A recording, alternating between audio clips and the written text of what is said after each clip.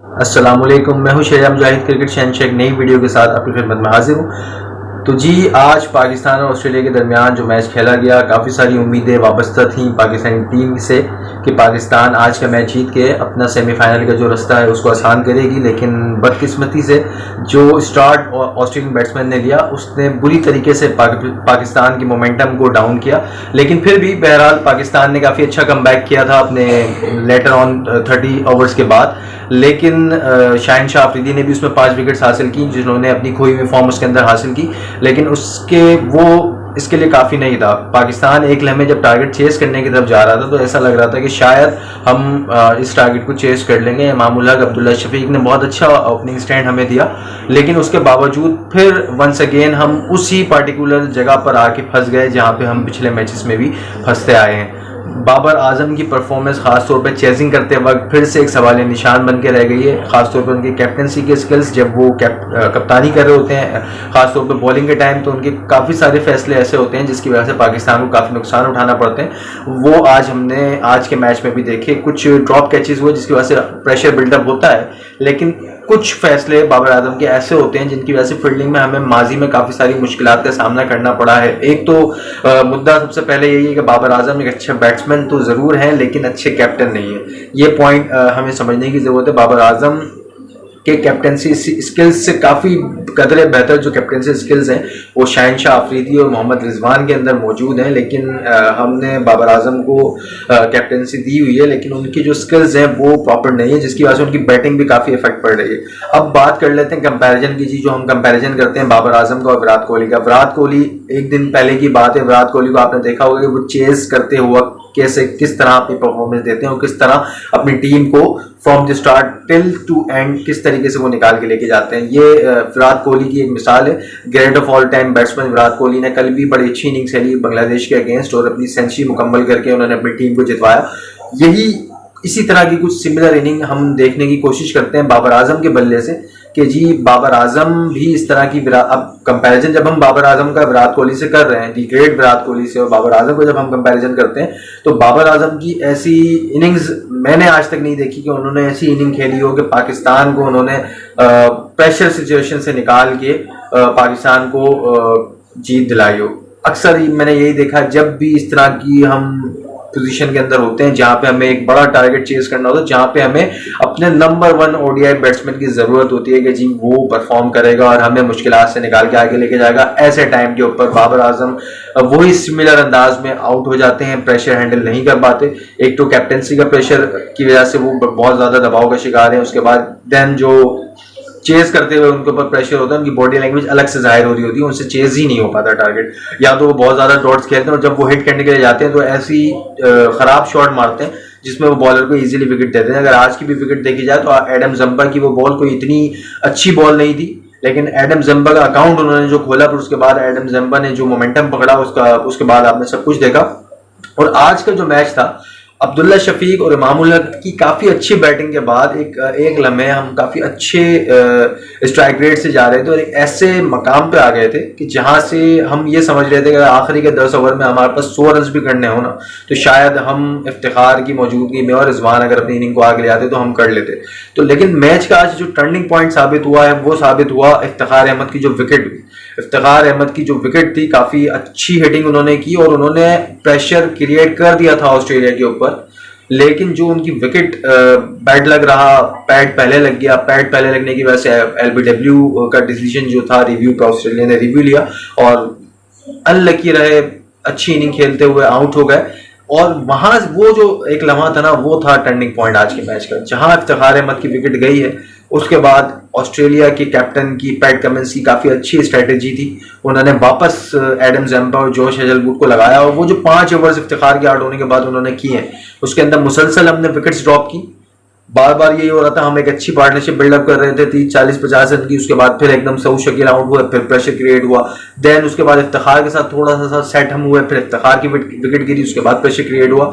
Then Iftikhar की wicket गिरने के बाद मोहम्मद नवाज का जो रोल हम बैटिंग में देखने की कोशिश कर रहे हैं, वो मोहम्मद नवाज उस तरह के चाम में उस तरह की हिटिंग करते हुए नजर नहीं आ रहे, काफी स्ट्रगल कर रहे हैं। समझ में नहीं आ रहा मोहम्मद नवाज को हम एज अ बॉलर खिलाएं, एज अ बैट्समैन खिलाएं, एज अ ऑलराउंडर खिलाएं। उनकी परफॉर्मेंस भी एक सवालिया निशान है इस पूरे वर्ल्ड कप के अंदर कि नवाज चले थोड़ी बहुत बॉलिंग अगर हम देखी जाए तो मुनासिब कर रहे हैं, कम रन दे रहे हैं, थोड़ी कंजूसी से अच्छी बॉलिंग कर रहे हैं। लेकिन नवाज का जो रोल है वो अभी नवाज को बहुत कुछ करने की जरूरत है। नवाज का एक अहम रोल बैटिंग डिपार्टमेंट में लोअर ऑर्डर में जाके होता है, जो कि नजर नहीं आ रहा।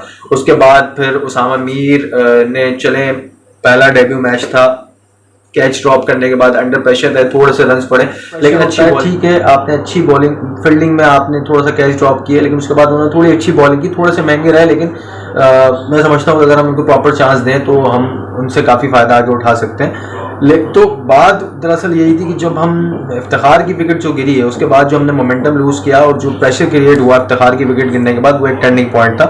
उसके बाद फिर जी हमने अपना सारा रिदम खो दिया और जो टारगेट हम इजीली अचीव करने के लिए देख रहे थे और वो हम अचीव नहीं कर पाए। अब हमारे बैट्समैन जो विकेट्स खो रहे हैं वो खासतौर पर आप ये देखें कि आज के मैच में भी कोई इतनी अच्छी गेंदें नहीं थी जिस पर हमने विकेट खोई। खासतौर पर इफ्तिखार की गेंद आप देख लें, पैड लग गया, रिजवान भी देख लें, इसमें बैट्समैन गलती क्या कर रहे हैं इसको समझने की ज़रूरत है बैट्समैन को।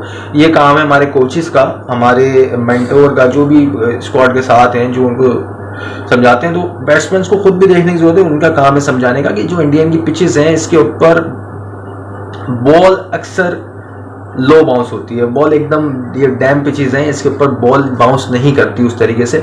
हम अगर उस बाउंस की तरफ जाते हैं तो बॉल नीचे रहती है और वो हिट कर जाती है पैड पर। तो रिजवान और इफ्तिखार अहमद का सिमिलर यही था, वो थोड़ा सा बाउंस एक्सपेक्ट कर रहे थे कि बॉल थोड़ा सा उठेगी पिच पे लगने के बाद, लेकिन बॉल जब डाउन रहती है तो उसमें बैट्समैन को मुश्किलें होती हैं। इससे पहले मैच में भी, इंडिया के मैच में बाबर आजम का आप विकेट देख लें, उसमें भी बाबर आजम एक्सपेक्ट कर रहे थे थोड़ी सी ऊपर गेंद आएगी, गेंद नीचे रही। आज के मैच में भी इफ्तिखार अहमद जब उसको ब्लॉक करने की तरफ जा रहे थे, गेंद थोड़ी सी नीचे रही और वो पैड से हल्की से टच हुई, उस पर वो LBW है। इस तरीके से रिजवान जब शॉट खेलने जा रहे थे अपना, उस टाइम भी जब वो मिड विकेट की तरफ शॉट खेलने की तरफ जा रहे थे, उस टाइम भी बॉल थोड़ी सी नीचे रही और उनके पैड पे लगी और उसके बाद उनकी टांग पे लगने के बाद वो LBW आउट हो गए। लेकिन खैर ओवरऑल एक अच्छा मैच रहा ऑस्ट्रेलिया और पाकिस्तान के माबेन। सबसे अच्छी बात जो मैच में मुझे लगी कि वन साइडेड मैच नहीं हुआ, हमने अच्छा खेला। खास तौर पे जो बॉलिंग में फर्स्ट हाफ में जो होना था वो हो गया। उसके बाद जो हमारा कमबैक था, खास तौर पे ऑस्ट्रेलिया को एकदम बैकफुट पे हमने धकेला। हाँ, जो स्टार्ट के रन्स थे, जो डेविड वार्नर की शानदार इनिंग थी, उसकी बदौलत हमारे पास टारगेट बहुत बड़ा था, लेकिन बैटिंग डिपार्टमेंट ने अच्छी परफॉर्मेंसेस दी और बार बार मैं ये कहूँगा जो इफ्तिखार अहमद की विकेट थी वो थोड़ा सा टर्निंग पॉइंट साबित हुई, उससे जो प्रेशर क्रिएट हुआ वो हैंडल नहीं हुआ। लेकिन ओवरऑल एक अच्छा मैच देखने को मिला। खैर पाकिस्तान का जो सेमीफाइनल में जाने का रास्ता है वो थोड़ा सा मुश्किल तो हुआ है, लेकिन नामुमकिन अभी भी नहीं है। अभी हमारे पास और मैचेस मौजूद हैं जिसके अंदर अगर हम फतह हासिल करें तो हमारा रास्ता सेमीफाइनल के लिए आसान हो सकता है। अब ये पुरानी हारों को भुलाने की ज़रूरत है और पुरानी हार से सीखने की ज़रूरत है। बैट्समैन खासतौर पर इस पिचेस को अब समझ जाएं कि इस पिचेस के ऊपर किस तरीके की बॉल आती है, किस तरीके से बॉल आती है, और इन पिचेस पर चेस करना काफ़ी आसान है। ये बात भी हमें जहन में रखनी होगी। जब हम चेस करने की तरफ जाते हैं तो बहुत इजी रहता है अनटिल अनलेस कोई बहुत अच्छी बॉलिंग ना हो रही हो। तो बैट्समैन को देखना पड़ेगा इन पिचेस के ऊपर जो वो गलतियां कर रहे हैं वो गलतियां उनसे ना हो। और इसके साथ साथ अब कल इंग्लैंड और साउथ अफ्रीका का मैच है जो कि बहुत एक्साइटिंग मैच होने वाला है, क्योंकि इंग्लैंड भी स्ट्रगल इस वर्ल्ड कप में करता रहा है।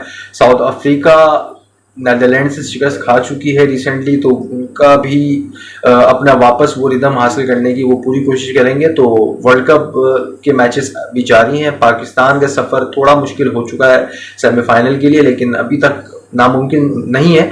आने वाले मैचेस में अब देखते हैं कि पाकिस्तान किस तरह परफॉर्म करता है और अपनी खोई हुई फॉर्म वापस लाता है।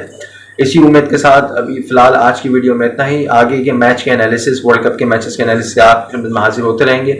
जब तक के लिए आपने अगर हमारा चैनल सब्सक्राइब नहीं किया तो अभी जाएं यूट्यूब पे और इस चैनल को सब्सक्राइब करें, और साथ साथ अपने दोस्तों को जो भी क्रिकेट के चाहने वाले फैंस हैं उनसे ये चैनल लाजमी सब्सक्राइब करवाएं, क्योंकि सिर्फ वर्ल्ड कप नहीं, वर्ल्ड कप के बाद आगे भी जो भी मैचेस होंगे, चाहे वो पाकिस्तान के हों चाहे वो किसी और कंट्री के हों, तो हम क्रिकेट से रिलेटेड न्यूज़ आपके लिए इस चैनल पर लाते रहेंगे।